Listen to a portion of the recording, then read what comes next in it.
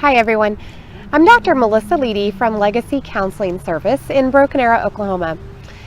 I've been thinking a lot about how we spend our time lately. And I've really been thinking a lot about how most people, if you really talk to most people struggle with anxiety to some degree, sadness to some degree, lack of confidence, fear, worry, feelings of self-worth, feelings that they don't really have anything to contribute to people or to the world. And I just keep thinking about how much energy and how much time we spend in that place of just kind of running these things around in our minds and trying to fight them all the time and trying to, say, well, maybe there's something I can do different about those things.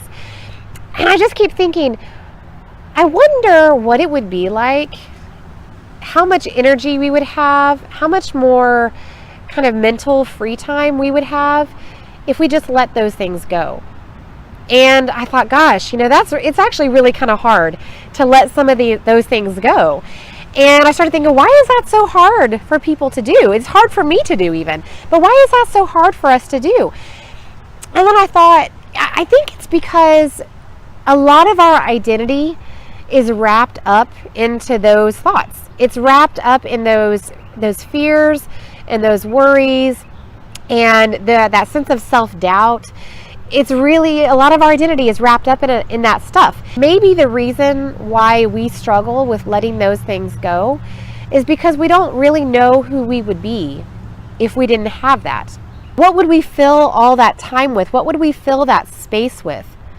Right? We would really have to work on creating something that we don't have right now. Or maybe that's really hidden in the recesses. But we would really have to work on recreating that. And that takes a lot of energy. And there's a lot of fear in even thinking about creating something that's not visible to you yet, that you might not believe is there.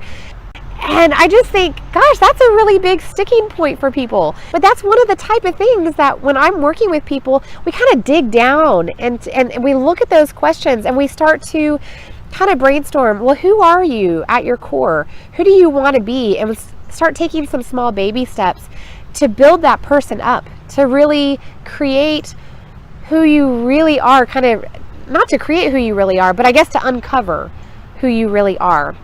Because if you believe and you have hope and you start to take some baby steps to creating this other sense of yourself, there's actually hope on the other side of that. So I hope you have a great day and stay tuned. We'll be in touch.